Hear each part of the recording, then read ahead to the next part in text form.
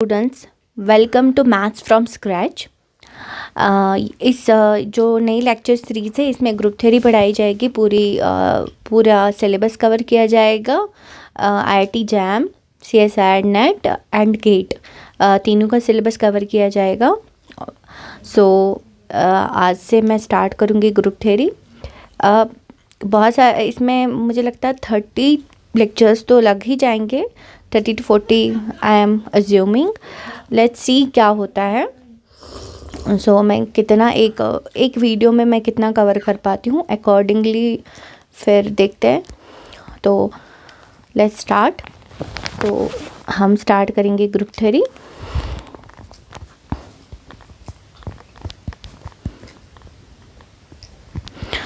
First, I would like to discuss here the syllabus, what I am going to,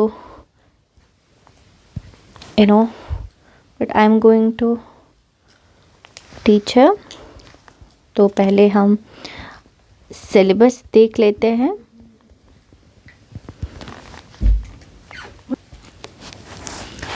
तो हम पहले यहाँ पर सिलेबस डिस्कस करेंगे और जो मैं इस लेक्चर सीरीज़ में कवर करने वाली हूँ दैट इज़ एक तो मैं रिलेशंस के basics, binary operation and algebraic structure, groups and elementary properties of groups, subgroups, order of element, Lagrange theorem, some important groups, subgroups, conjugate element and conjugate classes. इस पे मैंने एक ऑलरेडी लेक्चर भी बनाए हैं, दो लेक्चर्स बनाए हैं, बट मैं फिर से पढ़ाऊँगी ये। Homomorphism, isomorphism, automorphism, conjugate subgroup, quotient group, counting of homomorphism, existence of homomorphism, silo package, Cauchy theorem, extra. तो ये सारा कवर किया जाएगा इस लेक्चर सीरीज़ में। होपफुली आप स्टार्टिंग से ही फॉलो करेंगे इस लेक्चर सीरीज़ को, सो दैट आपको कन्फ्यूजन नहीं होगा। तो let's get started. First, right of the definition. Cartesian product from the very basic, it's very basic, no confusion at all. Let A and B be any two sets, then their Cartesian product is the collection of all the ordered pair, where जो first element होता है ए belongs to ए और जो दूसरा element होता है वो B में, दूसरे वाले में, दैट इज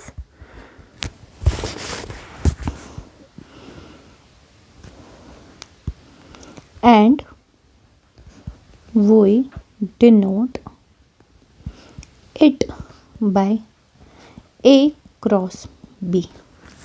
तो सारा जो कलेक्शन होता है, तो एग्जाम्पल, ये तो बेसिक्स है, आपने पढ़ा ही होगा, तो उतना एक्सप्लेन करने की ज़रूरत नहीं है यहाँ पर, बट स्टिल क्योंकि मुझे रिलेशंस पढ़ानी है तो मुझे यहाँ से पढ़ाना ही पड़ेगा, otherwise I would have skipped it. तो ए क्रॉस बी, इसको मैं ऐसे लिख सकती हूँ, ए बी सारा collection such that A is equal to A B B. अब मैं एग्जाम्पल लेती हूँ यहाँ से।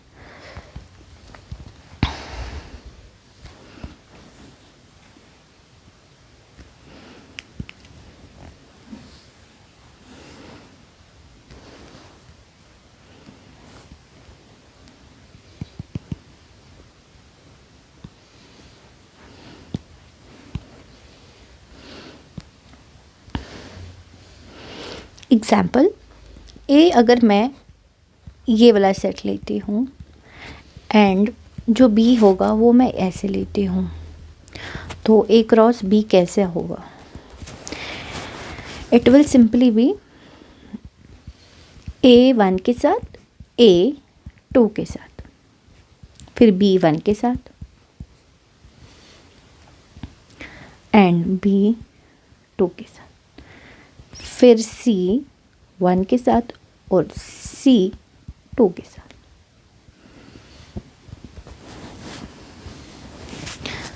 ओके, सो एक और इसकी प्रॉपर्टी क्या है, ए क्रॉस बी तभी बी क्रॉस ए के बराबर होगा जब दोनों सेम होंगे। ओके, जो cardinality of A cross B में जो जितने एलिमेंट्स होंगे ना वो होंगे जितने ए की कार्डिनलिटी है क्रॉस बी की कार्डिनलिटी है। अब मैं रिलेशन डिफाइन करती हूँ।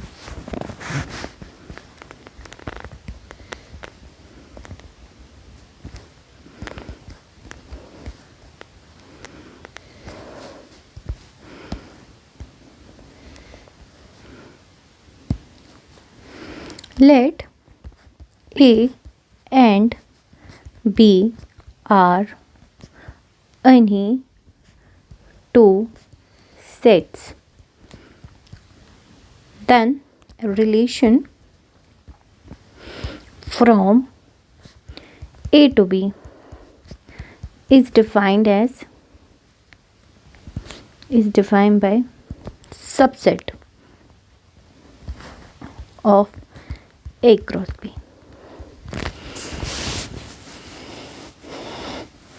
ठीक है, रिलेशन कुछ नहीं होता, जो ए क्रॉस बी हमारा हम जो कार्टेशियन प्रोडक्ट लेते हैं उसका कोई भी सबसेट उठा के देखेंगे वो एक रिलेशन बनाएगा।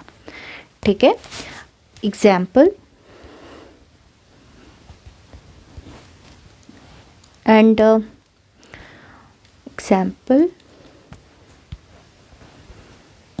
example if A is equal to 1 2 3, B is equal to A B C, then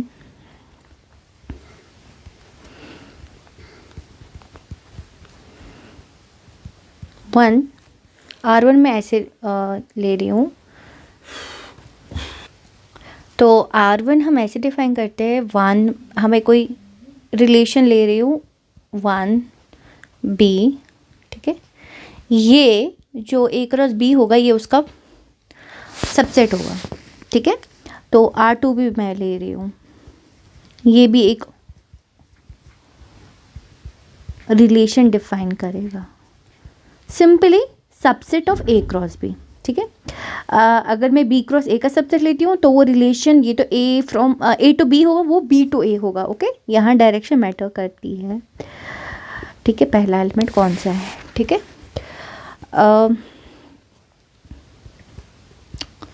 ये भी एक एम्प्टी, स्टॉप कॉलिंग इट फी, मैं यहाँ मेंशन कर रही हूँ, ये जो है this is not fee is golden ratio, तो इसको आप फ़ी बोलना बंद कर दीजिए जो भी मेरे चैनल पे देख रहा है। Stop calling it phi, it is not phi, it is empty set. Okay, empty set, stop calling it phi. जब भी हम 11th 12th में पढ़ते हैं वी कॉल इट फ़ी, जबकि वो सबसे वो मतलब गलत है, वो रॉन्ग है। It is not fee is एक फ़ी गोल्डन रेशो होता है, तो इसको हमेशा कोशिश कीजिए एम्प्टी सेट पढ़ने की, नॉट फ़ी। ठीक है, तो R4 में पूरा का पूरा A क्रॉस B ले रही हूँ, दीज आर द रिलेशंस, मैं ऐसे एग्जाम्पल ले रही हूँ। ठीक है,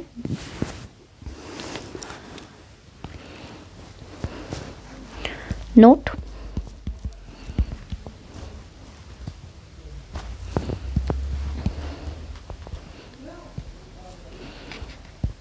if A and B are two sets, then there will be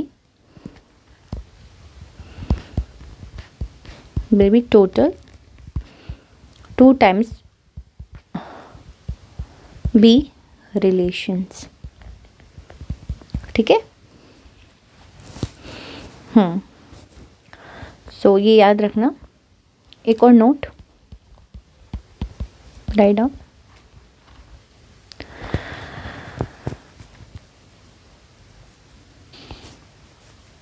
इसको आप सिंपली जैसे पावर सेट में हमें एलिमेंट्स होता है 2 to the power n, किसी भी सेट के पावर सेट में, तो ये वैसे ही है. तो इसमें ज़्यादा कुछ बोलने की ज़रूरत नहीं है. You know it. So let's go. तो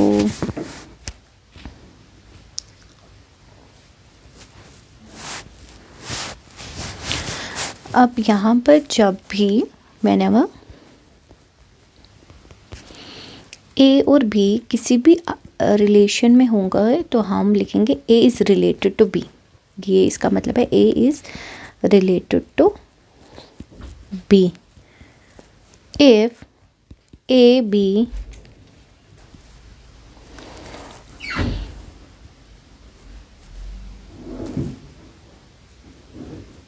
if AB does not belong to R, तो it means A is, तो हम ऐसे लिखेंगे A is not related to B.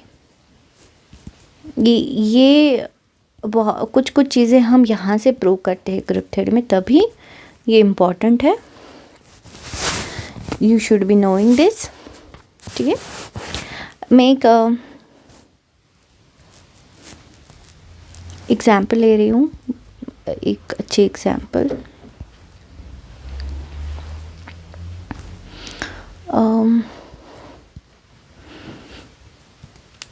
इसमें बेसिक्स पढ़ना ज़रूरी है क्योंकि इसमें हम अभी एक इक्विवेलेंस क्लास पढ़ेंगे एंड वो बहुत इम्पोर्टेंट है.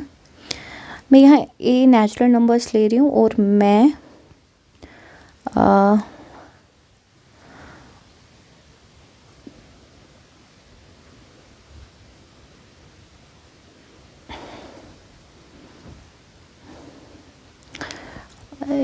एग्ज़ाम्पल को स्किप करती हूँ. टाइप्स ऑफ रिलेशन पढ़ेंगे.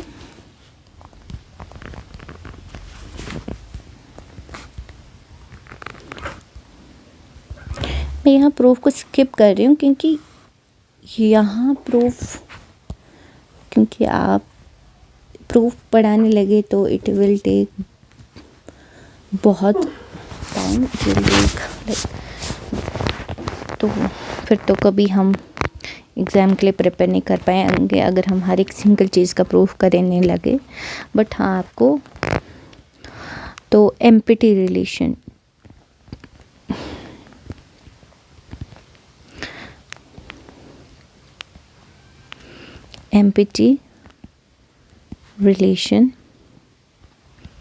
ठीक है. फर्स्ट टाइप इसका होपफुली आपको समझ आ रहा है.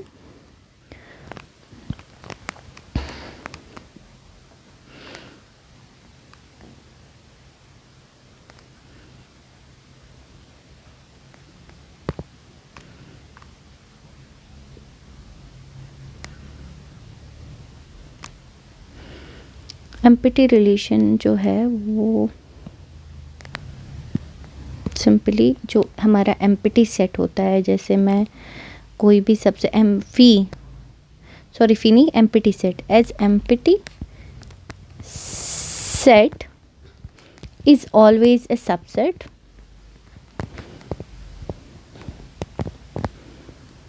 so it is called empty relation. ठीक है. कोई भी रिलेशन नहीं. दूसरा यूनिवर्सल रिलेशन.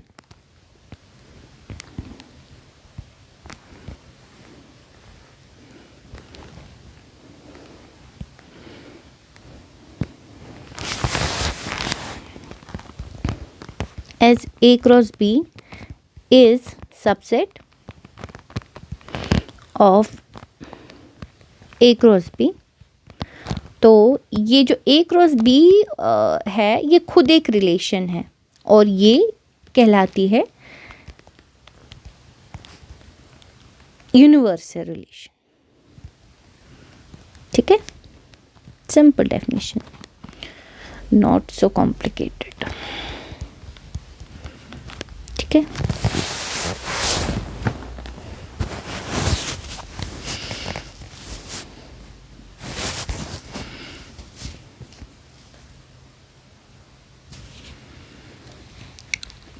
Identity relation.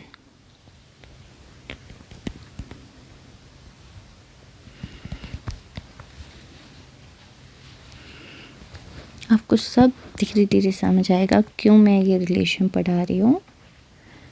अब सोच रहे होंगे what you have to do with this, but these are the basics you have to go through. So या, a relation on A is said to be identity relation if A, A, ये जो ordered pair है A, for all A belongs to A and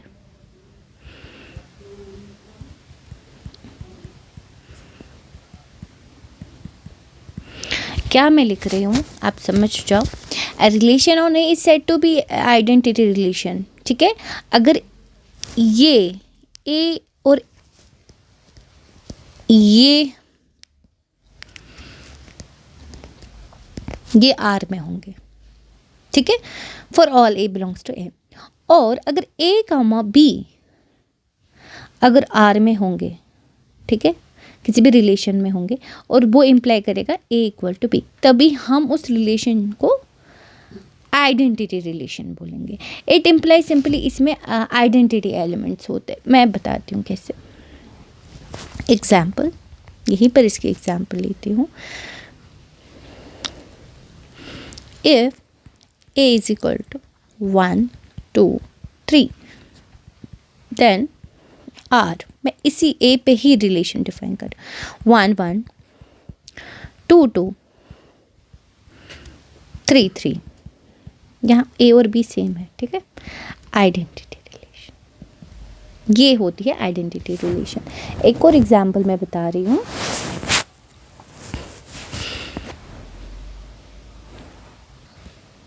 यहाँ मैं एक और example ले रही हूँ। एग्जाम्पल,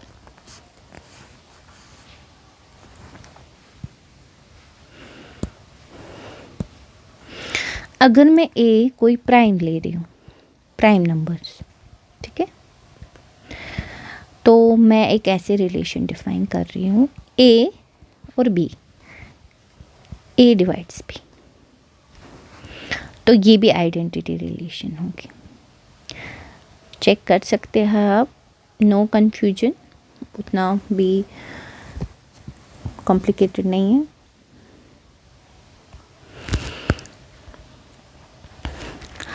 यहाँ एक नोट डाल दीजिए, जो आइडेंटिटी रिलेशन होती है कि हमेशा यूनिक होती है। Identity relation is unique, okay, ये नोट है। एक और टाइप है, third type, reflexive relation.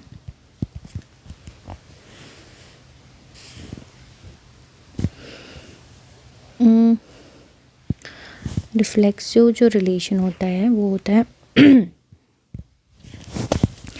a relation is on A is said to be reflexive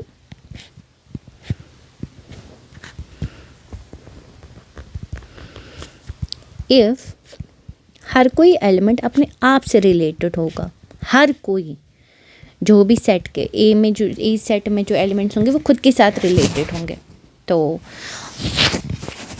in fact जो आइडेंटिटी होती है, आइडेंटिटी एलिमेंट, वो बेसिकली कंटेन्ड होती है रिफ्लेक्सिव में यहाँ पर, ठीक है।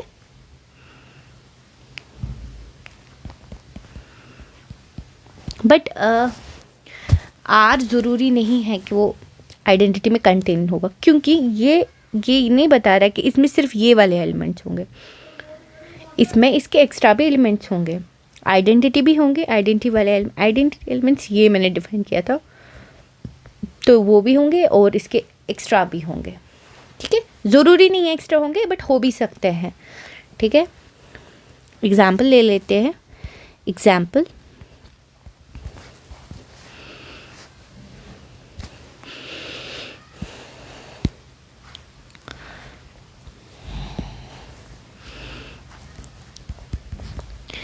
ए मैं ले रही हूँ straight line, straight lines in R2, okay. मैं एक रिलेशन डिफाइन कर रही हूँ इस पर, L1 L2 such that L1 जो है वो पैरेलल है L2 के, वो खुद के भी पैरेलल होती है, ठीक है, तो रिफ्लेक्सिव, और हर कोई जो लाइन होती है वो खुद के पैरेलल होती है, तभी ये रिफ्लेक्सिव है। एक और रिलेशन में ले लेती हूँ, परपेंडिकुलर, नॉट रिफ्लेक्सिव, ये रिफ्लेक्सिव नहीं है, ठीक है।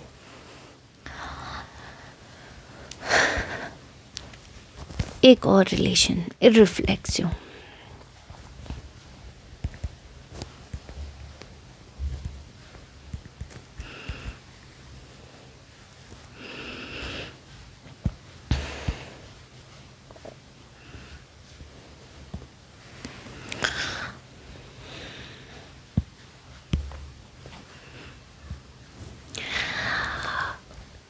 a relation R on A is said to be irreflexive if A does not belong to for all A belongs to R। कोई भी एलिमेंट अपने आप से रिलेटेड नहीं होगा, मतलब कोई भी एलिमेंट, ठीक है। एग्जाम्पल, ये इसकी एग्जाम्पल होगी, ठीक है, यहाँ मैं ऐसे लिख लेती हूँ example.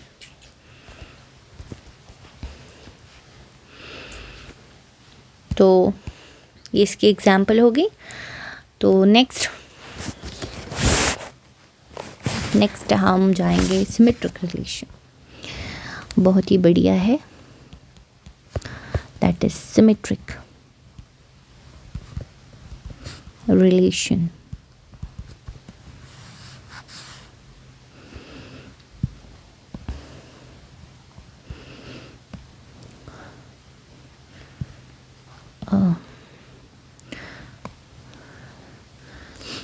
A relation R on A is said to be symmetric if अगर A भी R में होगा तो it should imply B A भी R में होना चाहिए, that is if A is related to B, if and only if B is related to A, ठीक है। तो एग्जाम्पल जो ऊपर हमने दोनों ली थी, अगर A B के पैरेलल है तो B A के भी पैरेलल है, और परपेंडिकुलर है तो दोनों हैं। तो अब 2 एग्जाम्पल्स, सिंपल, ठीक है। मैं ज़्यादा एग्जाम्पल्स नहीं दे रही बिकॉज आई एम अज्यूमिंग कि आप लोग समझ रहे हो एंड आपको समझ आ रहा है, ठीक है। इनफैक्ट जो आइडेंटिटी रिलेशन है वो भी सिमेट्रिक है, ठीक है। तो एक और नेक्स्ट मैं आई एम अज्यूमिंग कि आपको समझ आ रहा है and your symmetric relation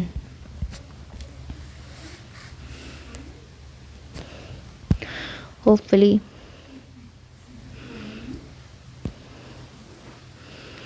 a relation R on A is said to be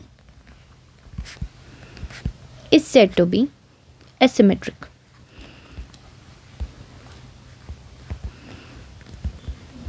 If AB belongs to R implies BA does not belong to R. ठीक है, यहाँ दो चीज़ें हैं, वो मैं दूसरा भी लिख लेती हूँ ताकि आपको कोई कन्फ्यूजन ना हो. जो एसिमेट्रिक और एंटी सिमेट्रिक, ये दोनों डिफरेंट चीज़ें हैं. मैं वो भी डिफाइन कर लेती हूँ ताकि you should be will not be confused. Okay, तो एंटी सिमेट्रिक रिलेशन क्या है? Relation R on A is said to be antisymmetric if A भी और BA R में होंगे, implies A equal to B. अब क्या डिफरेंस है? डिफरेंस ये है कि इसमें आइडेंटिटी एलिमेंट्स आ सकते हैं एंटीसिमेट्रिक में, ठीक है,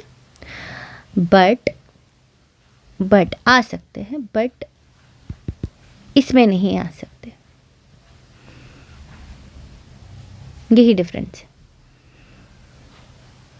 इसमें जैसे A और A यहाँ एंटीसिमेट्रिक में आ सकता है, बट यहाँ पर नहीं आ सकता. यहाँ आइडेंटिटी नहीं आ सकती. ठीक है, am I clear? I hope I am clear. Next मुझे लगता है अब है ट्रांजिटिव रिलेशन.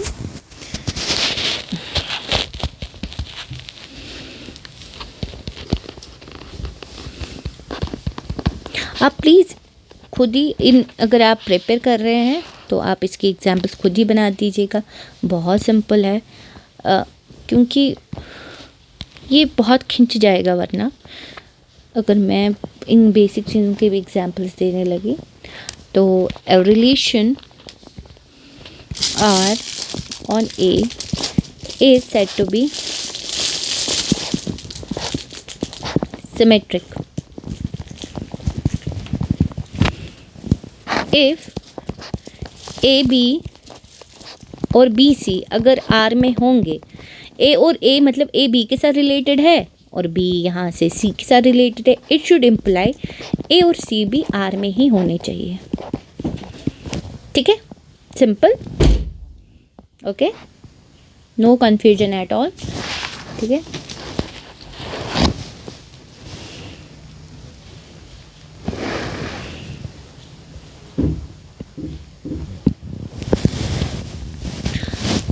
एक इक्विवेलेंस रिलेशन करती हूँ डिफाइन यहाँ पर.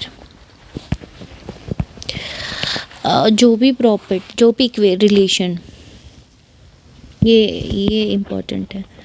Okay, relation R on A is said to be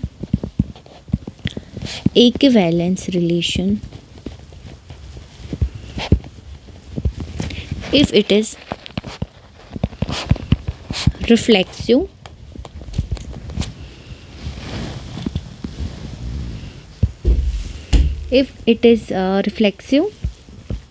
symmetric and transitive. तो जब भी रिलेशन ये तीनों होंगी तो उसको हम इक्विवेलेंस रिलेशन बोलेंगे. ठीक है, यहाँ मैं अब एक और चीज़ डिफाइन करूँगी, दैट इज इक्विवेलेंस क्लासेस. ठीक है, मुझे लगता है इसका एक पर्टिकुलर सब्जेक्ट है जहाँ ये सारा इसका पढ़ाया जाता है, दैट सेमी ग्रुप थ्योरी, उसमें ये सब पढ़ाया जाता है, हाउ लाइक बहुत अच्छे से वहाँ पर डिटेल में पढ़ाया जाता है. Let R be an equivalence relation on R, on A, sorry. Then for any A belongs to A, the set B belongs to A, B is related to A, is defined equivalence class of A and denoted by CL of A और A या फिर A.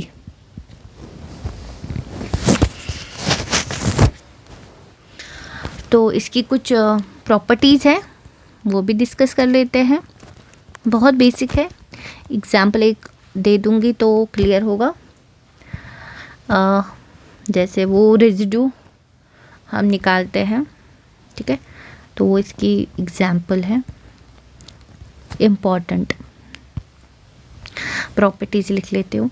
Late R be an equivalence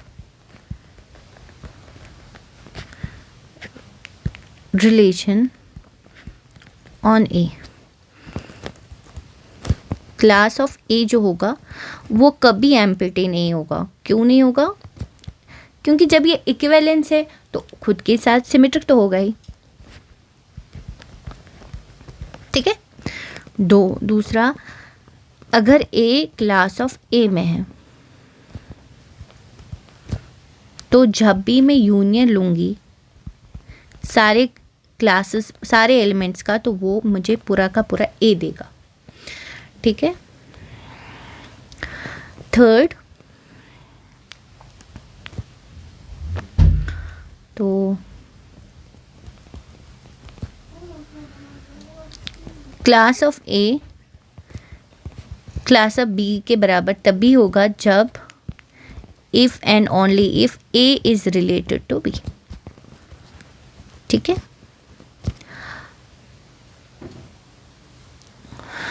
और एक और चीज़ है, किसी भी A B ए में जो भी होगा या तो क्लास सेम होगा या फिर दोनों का इंटरसेक्शन एम्प्टी होगा,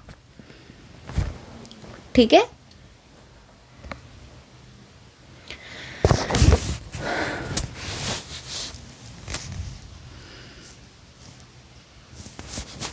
तो एग्जाम्पल ले लेते हैं. मैं यहाँ एग्जाम्पल ले रही हूँ. ए अगर सपोज इंटीजर होंगे, सेट ऑफ इंटीजर्स, और ए में तभी रिलेट करूँगी बी के साथ if 5 divides A minus B, ठीक है.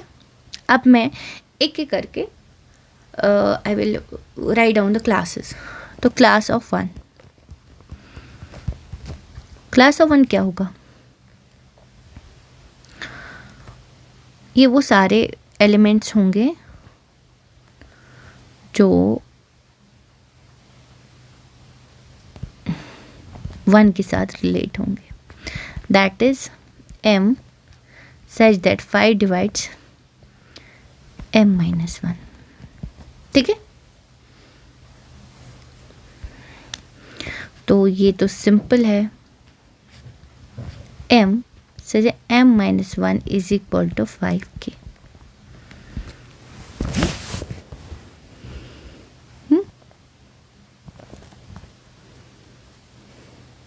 ठीक है.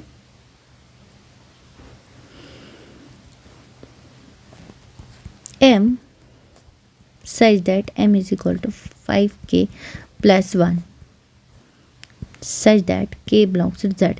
जो क्लास ऑफ 1 में है वो सारे ये वाले एलिमेंट्स आएंगे। तो क्या क्या होगा, 1 होगा, 6 होगा, -9 होगा, 21 होगा, 36, सो ऑन। ऐसे ही क्लास ऑफ 2 भी देख लो, क्लास ऑफ 3, सो ऑन। ठीक है,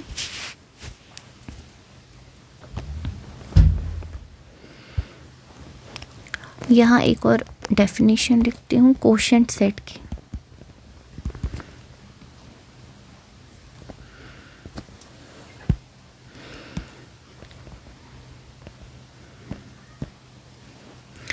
Let R be an equivalence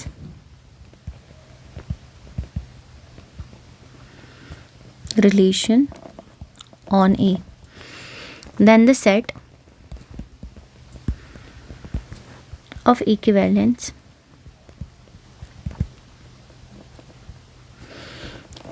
classes of R is defined as quotient set of A by R, and we denote it by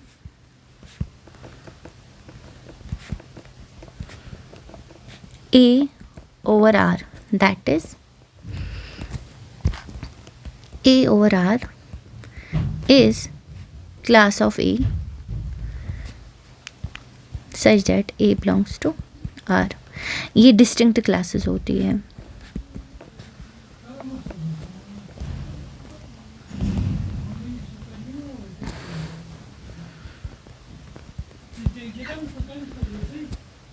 ठीक है,